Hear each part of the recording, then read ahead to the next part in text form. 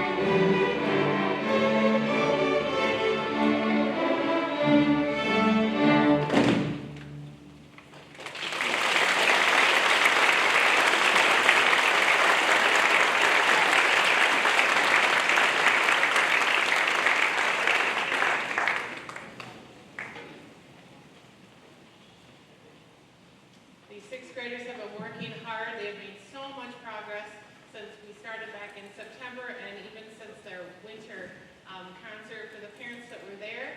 I was not conducting them yet. They were still just following me on the violin.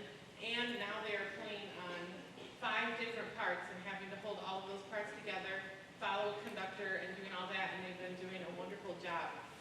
Their next piece is kind of a fiddle, American fiddle tune, and it is called Frog in a Tree. We hope you enjoy.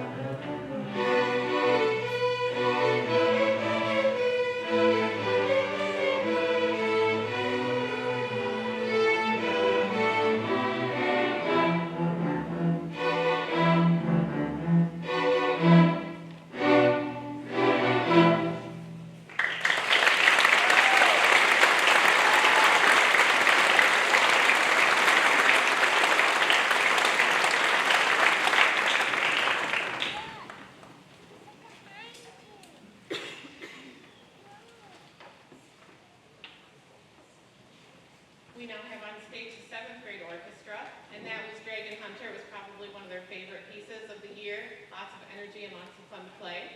The next one is also a favorite of theirs, but a very different style, and it's really helping them start to learn how to be musical, not just play the notes and the rhythms, but to actually tell a story in their playing. And each spring, I'm trying to push each group, kind of giving them a nudge up to the next level. And so there's usually at least one stretch piece, and this Medieval Wars is a stretch piece, a little bit for the 7th grade. I wanted to read to you what the composer says about this piece because it will really help you as you listen.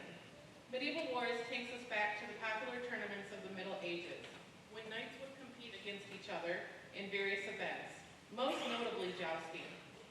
The opening theme seemingly emerges out of silence and soon indicates the entry of the knights into the stadium. One can picture the procession of these noble knights, riding their magnificent horses and dressed in spectacular armor, while carrying their weapons of choice. The tournament soon begins and we are plunged into the midst of battle, as knights gallop toward each other with swords and spears in hand, then meet on foot to further the battle. The fast pace of the music leaves no room to relax as tension heightens during this dramatic series of events. Finally, as the music continues to build, the opening theme returns in a glorious statement, as a champion is crowned, riding in glory around the stadium during the final ceremony. This is Medieval Wars.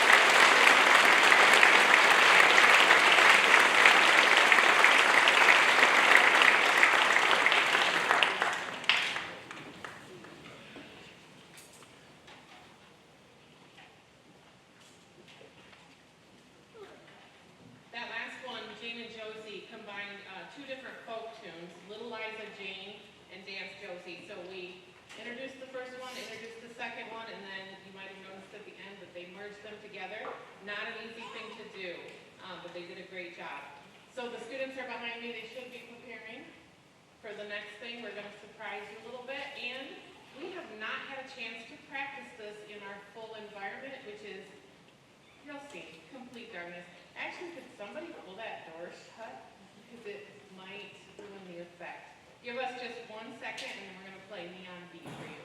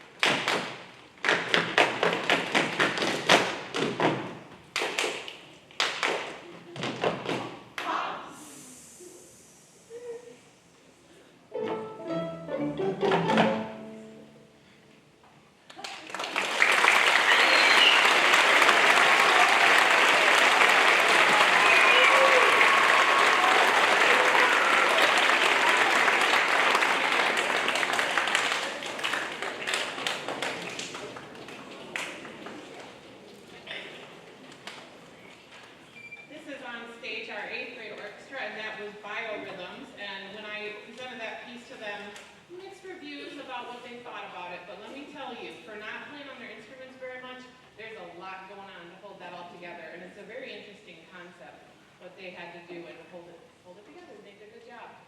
As I mentioned with the seventh graders,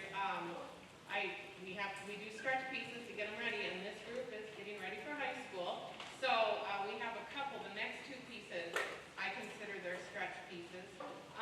This next one is kind of a programmatic piece. A lot of times in orchestra, it's not necessarily meaning anything. It doesn't always have a story behind it, but this one does have a story behind it. And I'm going to read to you again what the composer said about North Star to Freedom. North Star to Freedom tells the story of how slaves in the South followed the North Star to various safe houses and stops to reach the North for their freedom. Many would journey as far as Canada, where they were safe from being forced back to the South. Traditional songs like Follow the Drinking Gourd and Swing Low, Sweet Chariot were actually code and instructions for fleeing slaves. The beginning section is slow and nostalgic. The theme of the bass and cellos is reminiscent of traditional spirituals that slaves would sing in the fields. Overall, quarter notes and eighth notes, I skipped a part.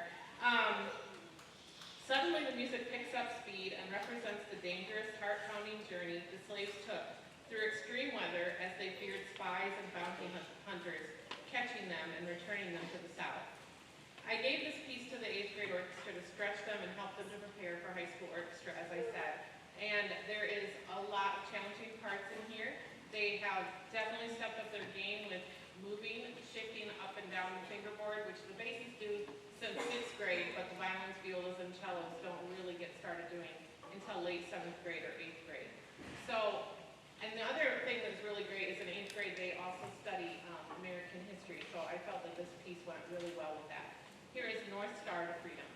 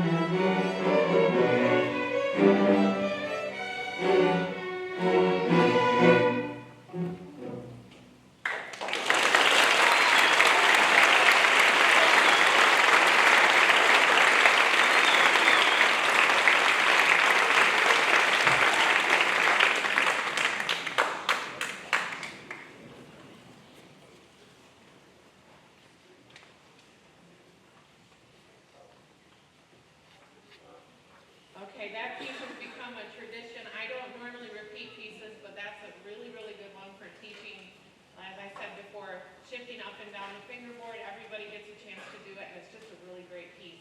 I wanted to brag on this group a little bit. This is the first year that they went to Band and Orchestra Festival. This was in early March, and this is where they have 3 judges in the back. They bring pre-prepared pieces, and those judges, they have 5 different areas that they're looking at, and they get an A, a B, and so on for each area. And then if they get a majority of A's, then they earn a 1 rating. And this group, on their first trip to Fat Festival, earned a 1 rating.